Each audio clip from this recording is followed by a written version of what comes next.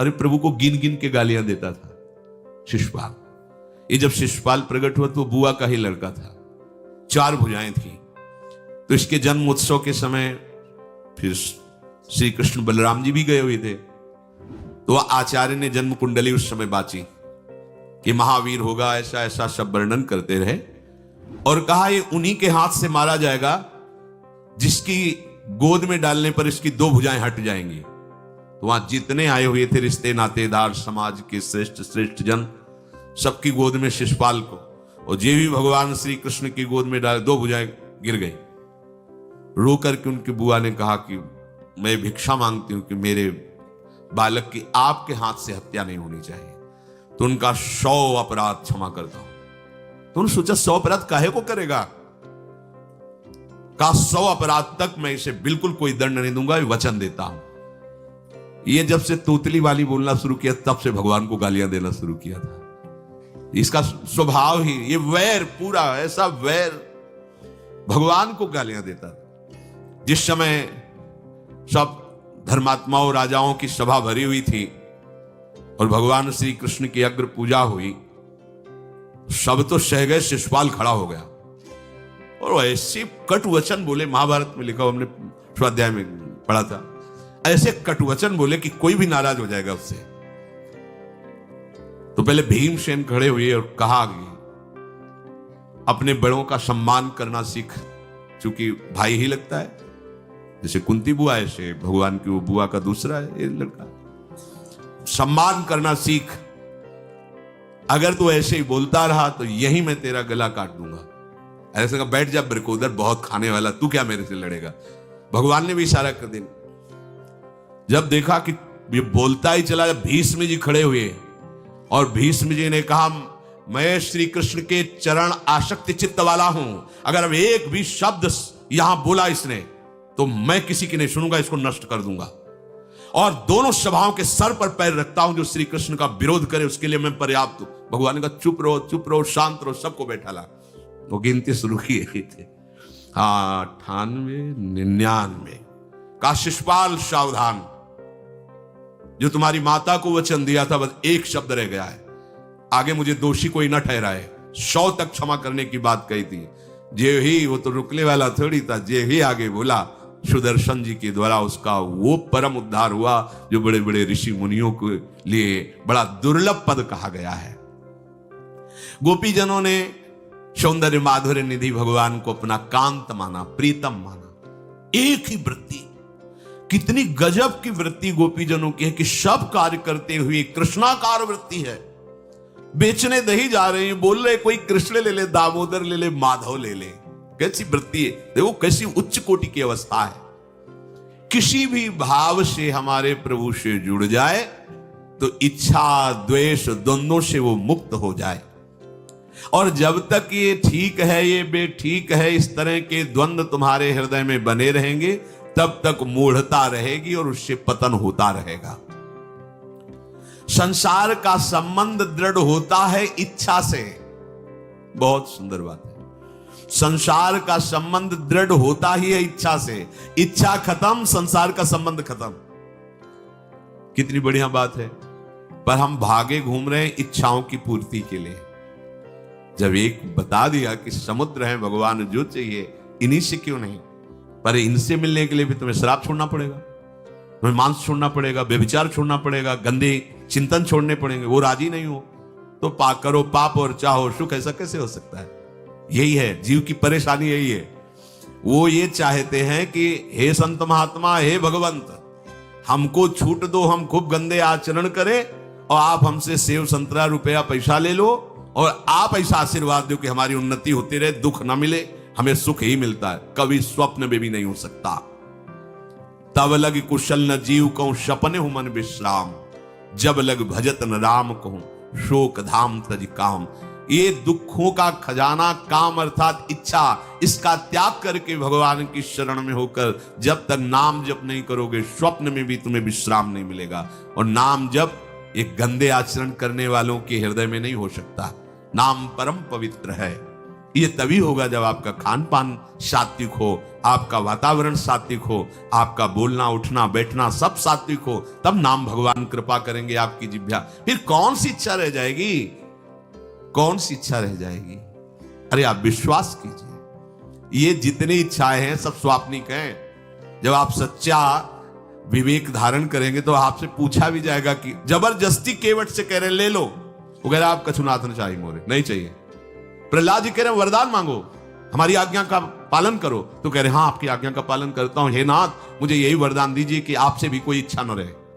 ये वरदान मांगा कि आपसे भी कोई इच्छा। आप सोचो क्या है ऐसा भागवतिक रस कि जिसको वो मिला तो भगवान से भी कह देते। और भक्तों तो बड़े विचित्र विचित्र है, वो भगवान से कहते तुम्हारी इच्छा क्या है प्यारे, बोलो हम पूर्ण करते हैं। तुम्हारी इच्छा क्या है, हमारी तो कोई इच्छा नहीं, आप बोलो आपकी इच्छा क्या है, आप क्या चाहते हो, मैं कैसे आपको रिझाऊं।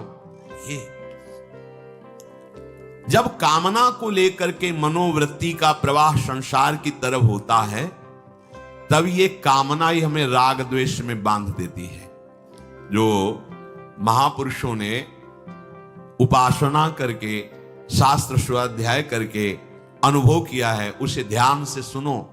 इच्छाओं से बचने का उपाय, इच्छा ही आपके बंधन का कारण है, इच्छा ही जन्म मरण का कारण है। इच्छाओं से बचने का उपाय, कर प्रमाद मत बनो आलसी, करो सुचारु रूप से काम, अपना काम स्वयं करने में लाज बड़प्पन तजो तमाम। पहली बात, शरीरधारी को किसी दूसरे शरीर से अपने शरीर की सेवा तब तक नहीं लेनी चाहिए जब तक बीमार ना हो जाए, असमर्थ ना हो जाए, चाहे गृहस्थ में हो चाहे विरक्त में हो। ध्यान दीजिए, आप चाहे आपकी पत्नी हो, पुत्र हो, परिवार हो, आप उनके सेवक हैं, क्योंकि वो सब प्रभु के जन हैं। इस भावना से रहोगे, कभी नाराज नहीं होगे, कभी गुस्सा नहीं आएगा, कभी झगड़ा नहीं होगा। अगर आप अपने को ये माने कि प्रभु मेरे इस रूप में आए हुए हैं, मुझे अपने कर्तव्य का पालन करना है, तो कहीं झगड़ा नहीं हो सकता। तुम जो कर रहे हो तुम्हारा कर्तव्य, हमारा कर्तव्य है कि हम पति पुत्र परिवार आदि जो भी है, ये हमारे भगवान का स्वरूप है। मैं आप समझो वही भगवत साक्षात्कार, पर ऐसा कौन मानता है? अच्छा, साधु वेश में ये जरूर सावधानी रखनी चाहिए, ध्यान देकर सुनिए। जब तक आपका शरीर स्वस्थ है, आप किसी से किसी भी प्रकार की सेवा स्वीकार न करें। भिक्षान्न के सिवा कोई भी सेवा स्वीकार न करें। अपने शरीर की सेवा तब तक करें जब तक आपका शरीर असमर्थ नहीं हो जाता। असमर्थ हो गए तो फिर हरि ही करें आकर स्वयं, या किसी को भेज दें, या उनके बस की बात है। देखो माधवदास बाबा की लंगोटी स्वयं श्री ठाकुर जी महाराज धो रहे हैं। तब तक हमने अपने बड़े संतों को देखा है, बिल्कुल किसी भी तरह की कोई सेवा नहीं स्वीकार करते। अपनी दिनचर्या अपने हाथ से, अपने शरीर की पूरी। आपको क्या हो गया है? आप भी वैसे चलो जैसे गुरुजन चले हैं, भिक्षान्न के सिवा। आप अपनी किसी भी तरह की सेवा किसी से मत करवाइए। आप देखो इच्छाओं का दमन होना शुरू हो जाएगा, यही से इच्छाओं का दमन शुरू हो जाता है। आप सच्ची मानिए, ये जो आप शरीर सुख की आकांक्षा से दूसरे से सुख लेने की इच्छा करते हैं, यही तुम्हारे बंधन का कारण है, यही तुम्हारी दुर्गति, यही तुम्हारी कमजोरी है। जब तक शरीर स्वस्थ रहे, किसी से किसी भी तरह की सेवा मत लो, और अधिक से अधिक सेवा करने का भाव रखो।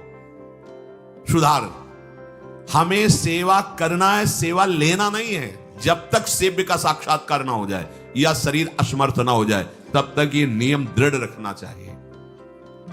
गुरुजनों को भी देखकर श्री जी की सेवा कर दो, रसोई के से बाहर शरीर सेवा में कभी भी नहीं। कभी धोखे से ऐसे वस्त्र आदि रह गए और महाराज जी उपस्थित धो के जल्दी से फैला दिया तो भी डांट लगी, ऐसा क्यों किया? नहीं रखते थे महाराज जी, हमने ऐसा कर नहीं, जब तक हम कहें नहीं तब तक नहीं।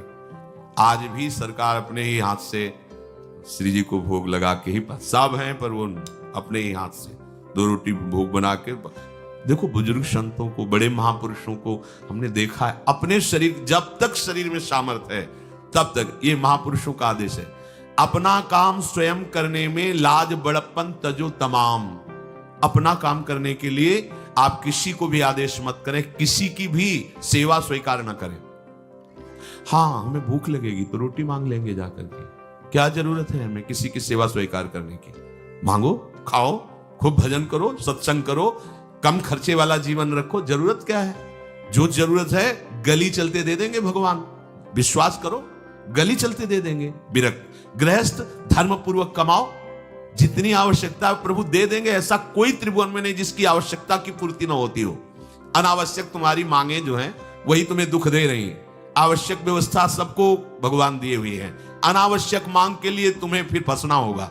ये तुम्हारी अनावश्यक मांगे हैं, ये हो जाए, वो हो जाए, वो जो आपको जीवन जीने के लिए जरूरी है, धर्म पालन के लिए जरूरी, वो बिना मांगे भगवान दे रहे हैं सबको।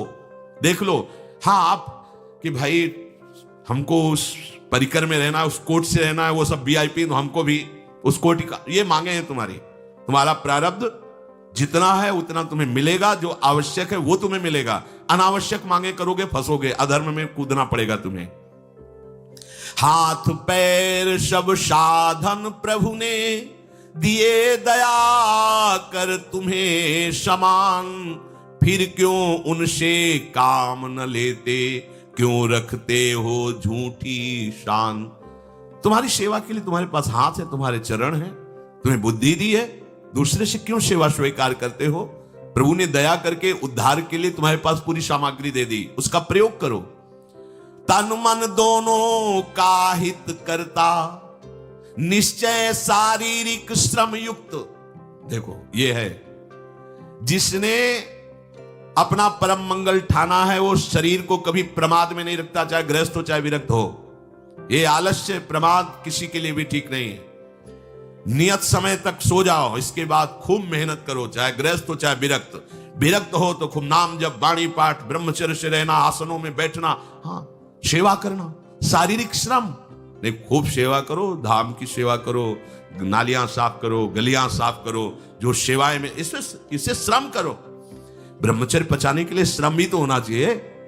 श्री जी की प्राप्ति के लिए मन वचन कर्म से श्री जी के चरणों का आश्रय लेकर के जितना आप अन्न डालते हो उतना आप इसका प्रयोग करो शरीर का। इससे ममता मत रखो।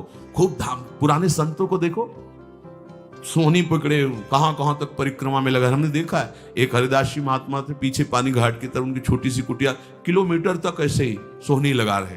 वृद्ध वृद्ध महात्मा सेवा करें, अपने लोग जवान महात्मा होकर, शरीर स्वस्थ होकर, बेइज्जती सम। अगर सोहनी पकड़ के खड़े हो जाओगे गली में तो आपको लगेगा अपनी बेइज्जती हो रही है। वाह, कितनी बड़ी इज्जत है हमारी। स्वामिनी के महल की वीथियों में सोहनी लगाने में तुम्हें बेइज्जती लग रही, और आचार्य चरण याचना कर रहे हैं। यत्किंक्रीषु बहुशा खलुका कुमाणी, नित्यं परस्य पुरुषस्य शिखंड मौले, तस्या कदापि रश्निधेर वृषभानुजायास, तत्केलि कुंज भवनांगण मार्जनीश्याम। लाडली, जो ऐसी कृपा करो कि आपके वृंदावन धाम में कहीं सोहनी लगाने वाली, पोछा लगाने वाली मैं बन जाऊं। मांग रहे हैं। एक से कहा, भैया चाहे जितना बुरा प्रारब्ध हो, यहां जो भगत आते हैं उनके जूते साफ कर दिया करो, प्रारब्ध खत्म हो जाएगा। भाई आप समझो, ये वो दवा है जो बेजोड़ है, इसे कोई काट नहीं सकता। अच्छा, अगर ऐसे लो समझो तो हम आपको समझा रहे हैं। गुरुद्वारे में चले जाओ, चाहे जितना बड़ा अधिकारी हो, सबसे पहली जोरी सेवा यही होती है, पादुका की सेवा करो। समझे में नहीं आ रहा तुम्हें? अरे जिससे हम हंसते हंसते कह रहे हैं वही तुम्हारे बंधन काटने का कारण बन जाए, यदि मान लो बात। पर वो हम जूता साफ करेंगे नहीं। मन से हम कितने गंदे हैं ये हम नहीं देख पा रहे हैं। वो तो बाहर वृंदावन की रज उनमें पादुका में लगी। छोटी मोटी बात नहीं है। पादुका जो रखी है ये बंधनीय है। आप इनको ऐसे साधारण जूते मत समझना, ये रज में चलते। एक दिन एक ब्रजवासिनी माई रोटी रखे, उसके ऊपर पादुका रखे, एक हाथ में लाला लिए और एक हाथ में जल का ऐसे लिए, उनका अभ्यास ऐसा। अब पादुका पहन के चलने में परेशानी होती थी। तो वो एक संत थे और बाहर से आए हुए थे, तो हंस दिए कैसे बावरी रोटी के ऊपर जूता लगा। ऐसे मतलब कितने साल हो गए ब्रजवास करते हुए? वह कई वर्ष हो गए। अरे वो जूती नहीं है जो साधारण जूती है वृंदावन बरसाने की, रज लगी हुई इसमें।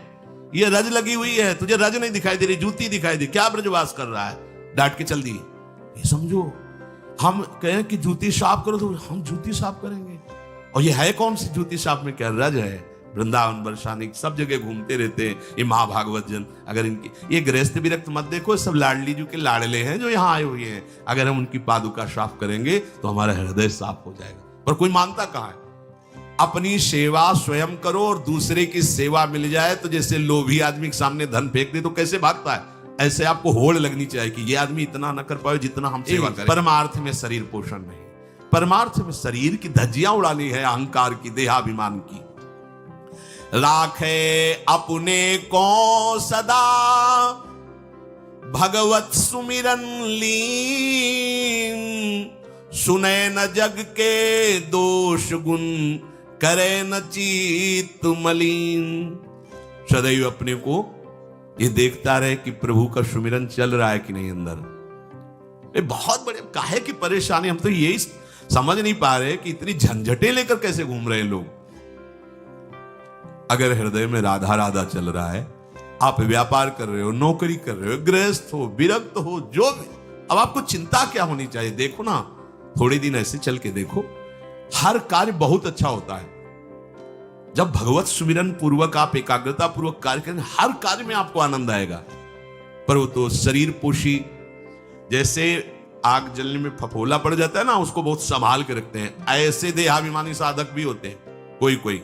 इतना शरीर को सजा के, इतना संभाल के कि लगता है यही भगवत प्राप्ति है इनकी, कि इनके शरीर बिल्कुल ऐसे नहीं। संतों ने देखो ना कैसे अपने शरीर के राग का त्याग किया है, गुरुजनों की आज्ञा में तत्पर होकर धज्जियां उड़ा दी देहाभिमान की, तब उनको परम पद प्राप्त हुआ है।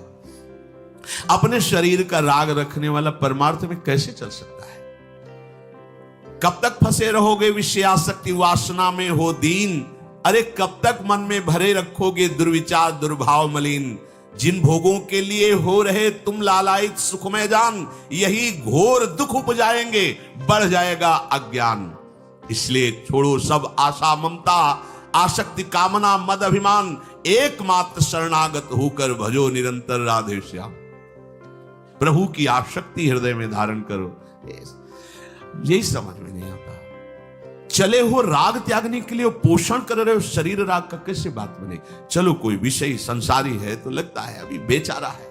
आप लोग बेचारों की लाइन में थोड़ी हो, आप लोग बेचारों की लाइन में नहीं हो। आप जितने भी, चाहे गृहस्थ हो चाहे विरक्त हो, धाम आ गए हो, दीक्षा ले ली है, शास्त्र स्वाध्याय करते हो, सत्संग, आप बेचारे हो, आप भगवत पार्षद हो।